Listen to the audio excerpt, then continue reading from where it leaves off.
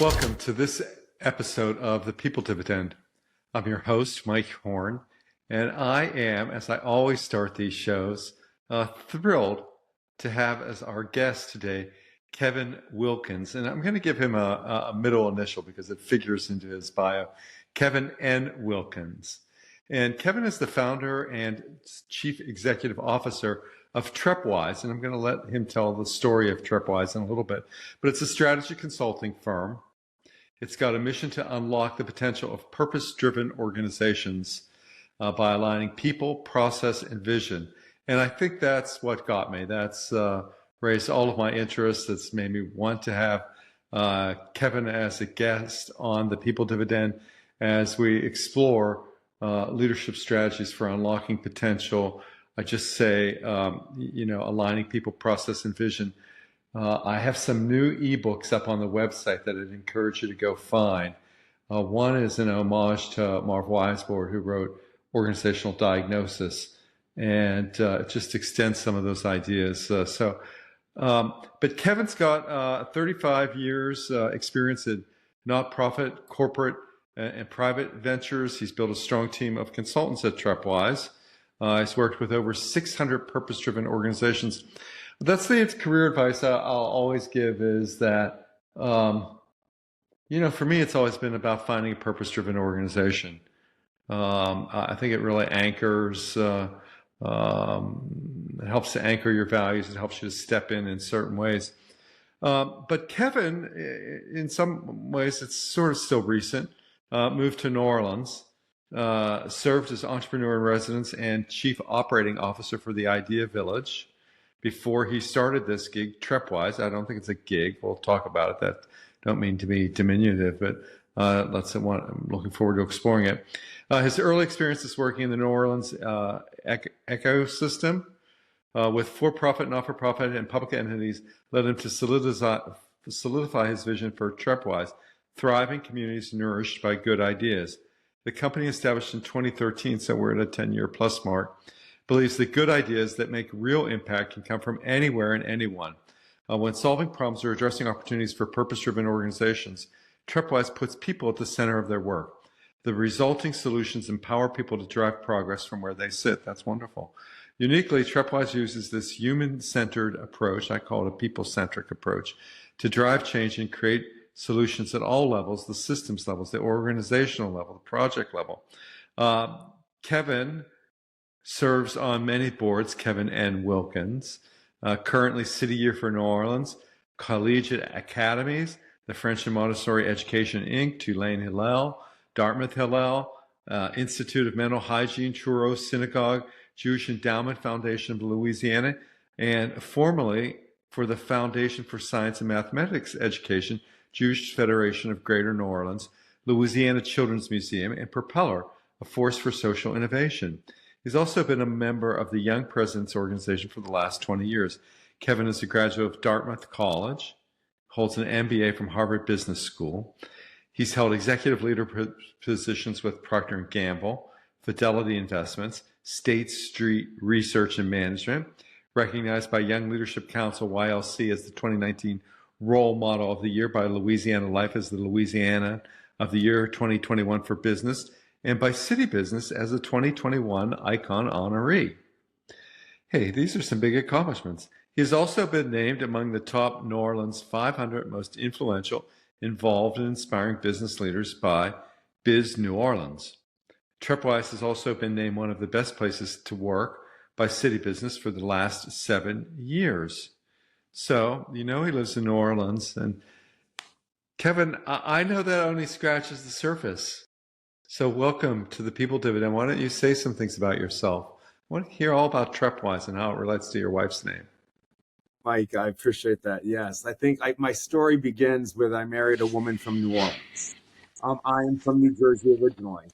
So somewhere in the files, in the paperwork, it says if you marry a person from New Orleans, you will end up in New Orleans. There are many of us who are here. We met in college 40 some odd years ago, and we spent most of our married life in the Northeast. We were in Boston for over 20 years. But in 2010, we decided to move back to New Orleans to kind of be part of the post-Katrina movement, where so much was being done to help the city rebuild and be more effective and more efficient and a better quality home for all of its residents and visitors. But work needed to be done. And the money was drying up and the cameras had gone away. So there was a real opportunity to come and try to help the community thrive. The vision of TrepWise is really meaningful to me. Thriving communities nurtured by good ideas. And we believe good ideas can come from anywhere and anyone. And that is why I wanted to start this organization. New Orleans is a city that has many nonprofits. Many nonprofits were established after the Katrina situation. Many people came here to try to save the city. And I say that with fondness and with admiration. Many people who did amazing work here. But when the money began drying up, there was some concern that some of the nonprofits that had been established weren't going to be sustainable. So when I got to New Orleans, I began working in the community, working with nonprofits specifically to make sure that they understood their theory of change, what they wanted their impact to be, and how they would be raising money to make them a sustainable entity. And when I began to see that if you can align this idea of people, process, and vision, if you can be really clear about what an organization is trying to do in terms of its outcome, if you can be really clear around the theory of change, if you can be really clear about mission, vision, values, and the culture you're looking to build, then you can be a very successful purpose-driven organization. And purpose-driven organizations are not only nonprofits, they're foundations, they're public-private partnerships, there are corporate social responsibility aspects of for-profit organizations. So I often say the world is looking for a conscience right now. We have a generation of workers who really want purpose. It's not about only profit and making money. In fact, studies show they'll take less salary if they're working with an organization that they really believe in and an organization that's making a difference. So with that kind of need for conscience, with this kind of workforce who wants purpose, it's allowed us to really be helpful and impactful with the clients that we've worked with. And I'm really grateful for that. Probably the most proud work I've done in my career. Wow, amazing. In what ways is New Orleans similar to Boston? What ways? Okay, great people, great sense of community. People really love it. People really care. Good food. New Orleans is a big foodie city. I think Boston over time has become much more of a foodie city. People who want to make a difference, nonprofits that are really effective, foundations that really care and want to fund the community, common issues around equity, around inclusion, around hunger, around homelessness. You know, the trials and tribulations that face many urban cities. So that makes us common. What we're not common is it's very cold there. It's very hot here. So that is a key difference. I've been on the boards of not-for-profits and worked in not-for-profit institutions, work in one currently as well. And I don't know one that's not in a world of hurt. And it seems like almost always going out of business. Do you have any comments on that? There are many nonprofits that might not have a sustainable mission, but really want to do good work. I'm of the mindset that in order to change broader systems, you're not a unique nonprofit. And I say that in a macro perspective. There are many nonprofits that share common elements of the impact that they want to make. Yet there's always that nuance that the founder of the organization feels such pride and ownership in. So the idea, God forbid I say this out loud, but the idea of merging or consolidating nonprofits to try to create more scale so they can have more impact together, building strategic alliances is something that we've been very effective at, I think is needed more and more. Because you're right, everyone's chasing the same money. So how else does New Orleans and Boston differ? Boston has a lot more capital. It has a lot more industry. Yes. It has a lot more Fortune 500 companies. New Orleans does not. So when you're in a community that's not fueled by corporate sponsorships and corporate donations, yes, nonprofits really tend to struggle that much more because they're chasing the same wealthy families, same local foundations, same university support. So it can become really challenging. By conventional degrees and probably in reality, you're a smart guy. You went to Dartmouth, you went to HBS. How did you end up here? Here being at like establishing TrepWise. Yeah, right. Oh man, you never know.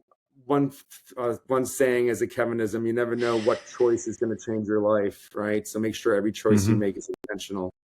Let's go back to Harvard Business School, because I can argue that it might have been rooted there. When I was at Harvard, I took accounting my first year, and Harvard's mindset is that we will teach you everything via case method, and they're very into case method, and they're not that into textbooks.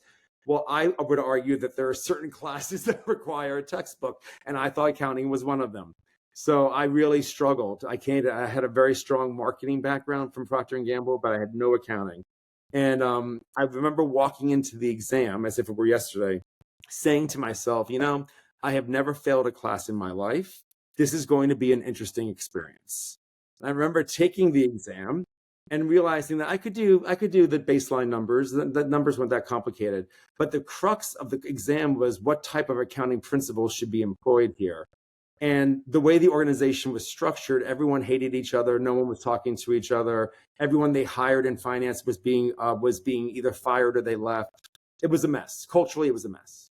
So I ended up writing my exam on that. And the reason this is relevant is I did super well in the class, like super well, so much so that I thought they made a mistake. So I went to the professor just to make sure, I don't want to like take the grade and run. I was going to like really confirm that they did not make an error, because they would have figured it out if they had, And I remember the professor said to me, man, and you never know what you're going to say to someone that's going to stick with them or it's going to alter their perspective on life. What she said to me was, Kevin, at the end of the day, it's always about organizational behavior. It's always about people. Yes, you need to understand accounting. You need to understand the principles. But if you don't have the people right, it's all for nothing. So I often say that's how I've lived my career. It's about getting the right people in the right chairs, doing the right jobs. It's about building the right culture. It's about being authentic in the workspace. It's about being trust and being respectful and being candid with each other. It's about performance and management and feedback. If you can like work all the people elements really well and build that culture, build that vision, develop the mission, create the value system, then your organization is going to do super well. I am not minimizing the dollars. I'm not saying culture is the only thing you need, but man, I don't care how much money you have. If you have a screwed up culture, or you have people who are disinterested, or if you've got politics that are running the organization, it's not going to be successful. So how did I end up here? If I could, the gift of being able to build a person-driven organization, I come from financial services. Financial services has some interesting elements to it. Like sometimes culturally in financial services, it's not the healthiest culture. They would say, a manager might say to you, get the job done, do it legally, but I don't care how many dead bodies you leave in the hallway, just get the job done.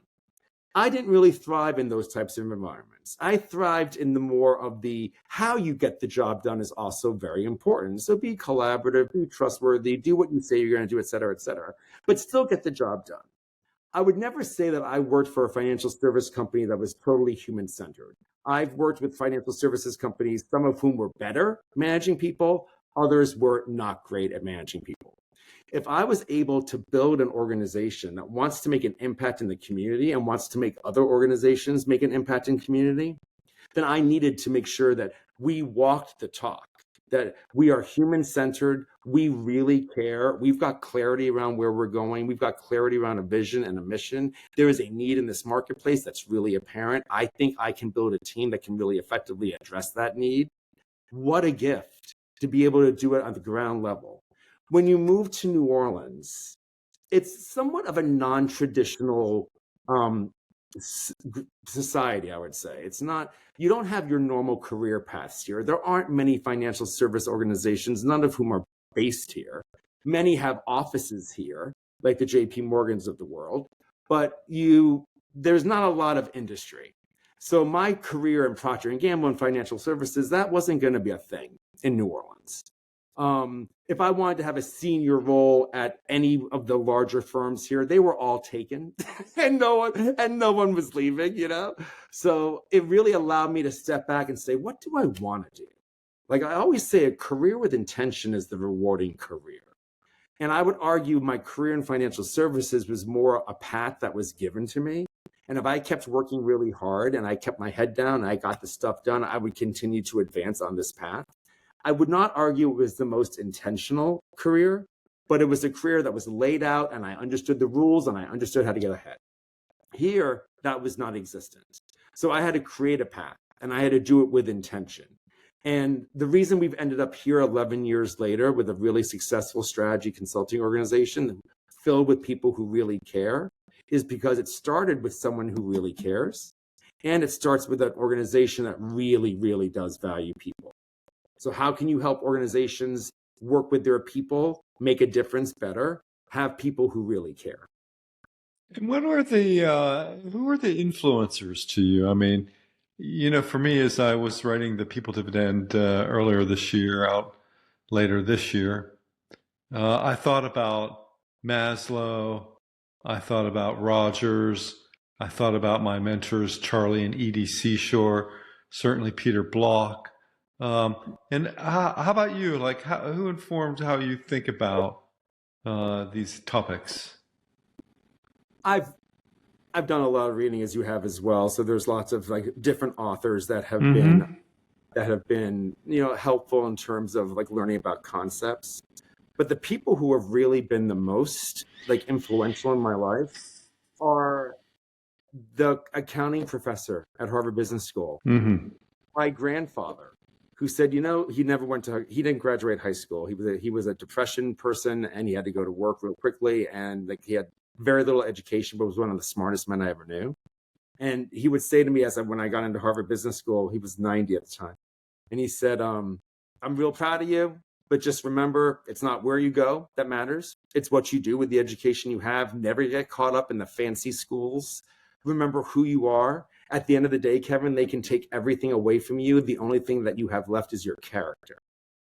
It's messages like that was given to me, I don't know, 40 years ago. Mm-hmm. That's with me. It's the accounting professor who says, at the end of the day, it's all about people. It's my mother-in-law and says, Kevin, you need to understand the community in order to influence it. So make sure you spend time understanding the uniqueness of New Orleans before you try to change it. Mm-hmm. It's those wise people that have come into my life who have made the most difference. Mm-hmm. And you know, from my experience, Kevin Wilkins, I think that organizations aren't so benevolent. Um, that you know, there are places where we act out our political behavior, our ego behavior, and other um, actions that cause us to pursue um, goals, objectives that we may have in terms of power and influence.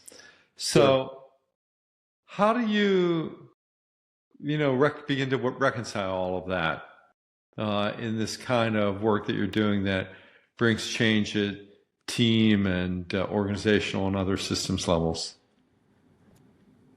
I think people want to feel good.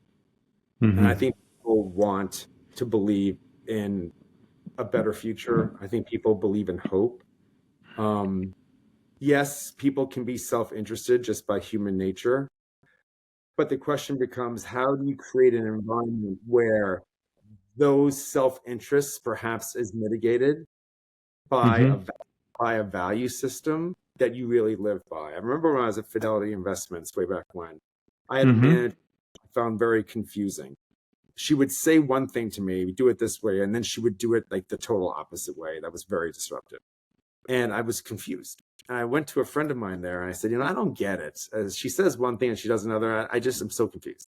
And he said, words are meaningless. You always need to look at the actions. Ideally, you want words and actions to always be aligned. That's what a healthy behavior looks like. But when words and actions are not aligned, that's when dysfunctional behavior. That's what dysfunctional behavior looks like. So I've always rooted that concept in terms of people's behavior. Do what you say you're going to do.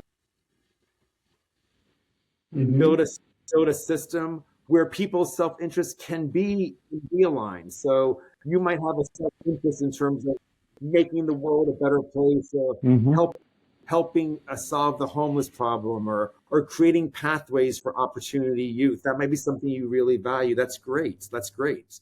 Let's see if we can do work in that space. But let's make sure that we're living by our values, that we're giving feedback, that we're building trust, and that you're being your authentic self. Not everyone wants to work in that kind of environment. Not everyone wants to work at TrepWise. It might not be the right culture. At the end of the day, when people are interviewing, my son just went through an interviewing process to get his first job out of college. And I remember he's like, I don't get it. I was super qualified for that job, and I didn't get the final call back. And I said, well, you might have been super qualified for that job, but you might not have been the right fit. And thought that you were the wrong fit for their culture, which is neither good nor bad. It just is what it is. Yeah. I would say that many people, where you get dysfunction, where you get politics, is when you hire only for skill and you don't consider fit. And I would argue skills can be developed, but fit is either yes or no. It's a binary. So if you're not the right fit for the culture, then it's not going to work well, and you're not going to do well at the organization. Yeah, you're talking about a lot of the ideas that were in my last book, Integrity by Design, Working and Living Authentically. Awesome. And it's this alignment between what we say and what we do, even better if it's what we think, say, and do. Yep. Marshall Goldsmith described the book as a lesson in authenticity. Read it. It may change your life.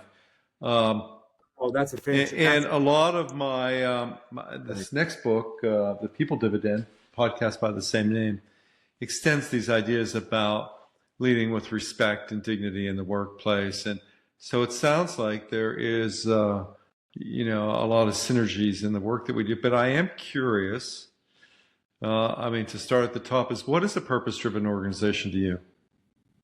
That's a great question. And in fact, internally as the firm, we are actually spending more time refining what that specifically means.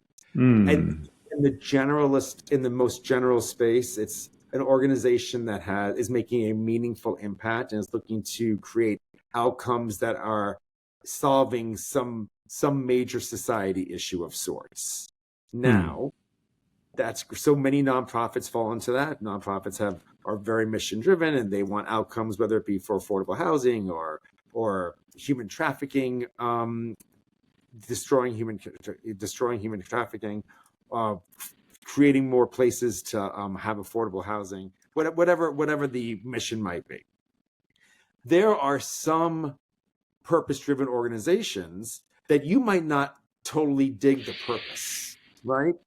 So just because you have a purpose doesn't mean that you are going to be the right client for us or for any other consultant that does purpose-driven work. If your purpose is to ensure the Second Amendment is upheld and defined in a certain way that puts machine guns in everyone's hands, probably not the right purpose for our organization. That might be the right purpose for someone else's organization, because to answer your question directly, it's about judgment. And that's what the human perspective comes in. Like, my judgment of what I believe is purpose-driven may be aligned with your judgment or may overlap with your judgment, but we might not agree on everything. So like the purposes you want to drive forward, I think there's a piece of human discretion in that element. So it's hard to say what's purpose-driven.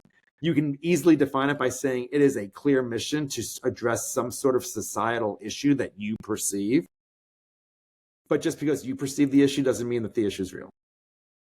Well, that could cover a lot of commercial enterprises as well. I mean, the latter part of what you said. Yeah, totally. The former part. So as you think about that,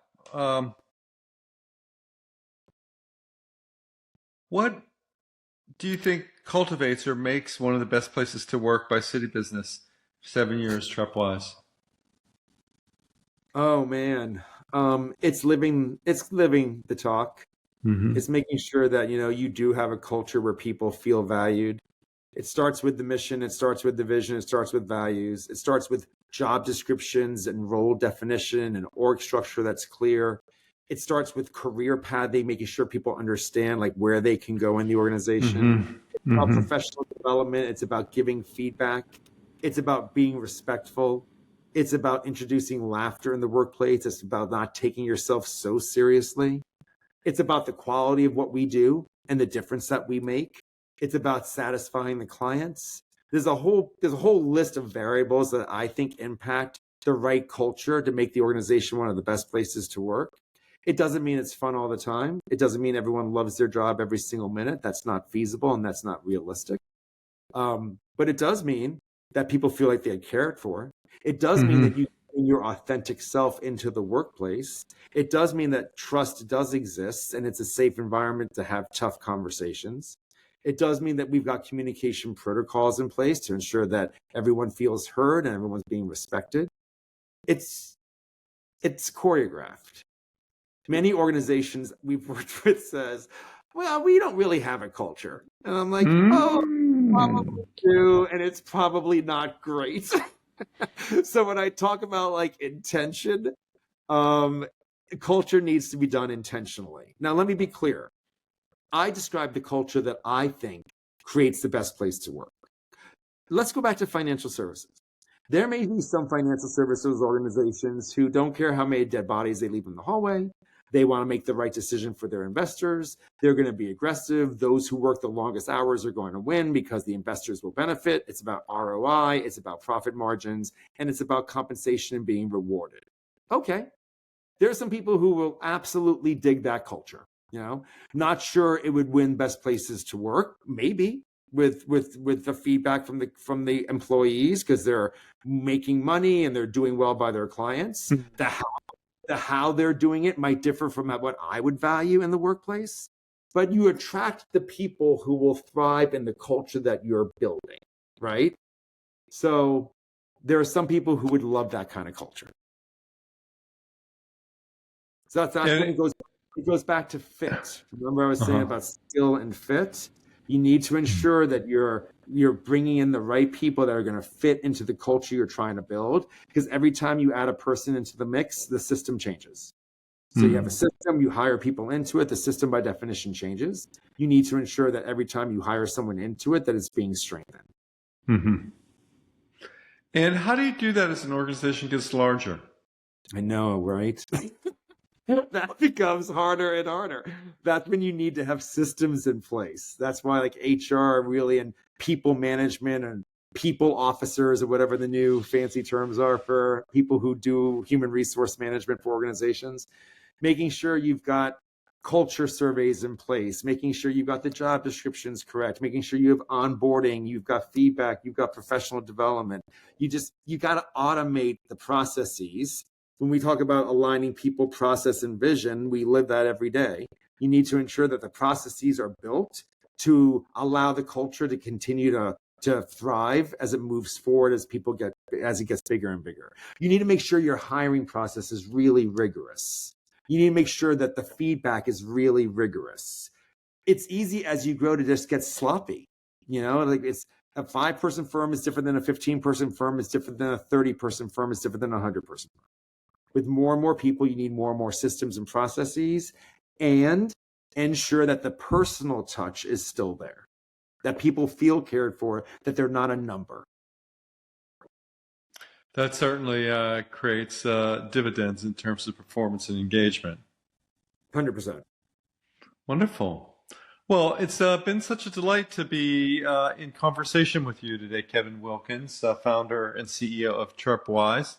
Lots of places to get in touch with Kevin, whether it's on X or Facebook or LinkedIn. Kevin, what are the ways that you like people to get in touch with you?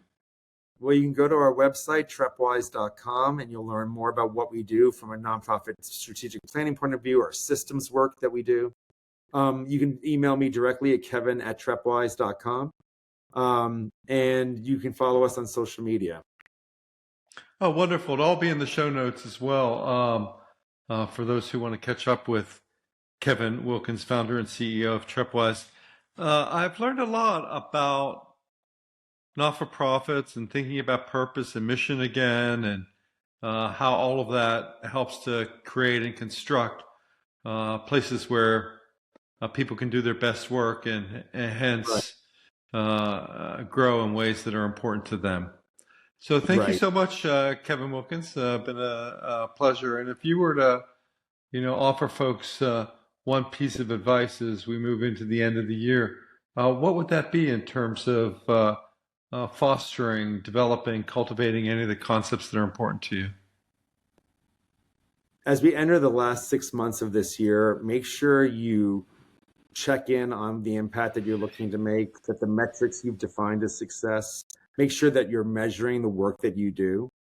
I often say a strategic plan is a fundable asset. You should be able to have a plan that you can show to your funders that they will want to give you money because it's clear.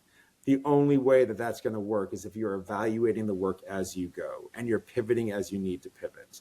So make sure that you look up from the work, because so often in the purpose-driven space, people are in it and down in it. Make sure you give permission to look up, see where you're going, and adjust as you need to. Wonderful. Thank you so much, Kevin Wilkins. Visit him at trepwise.com. And until the next episode of The People Dividend, stay well.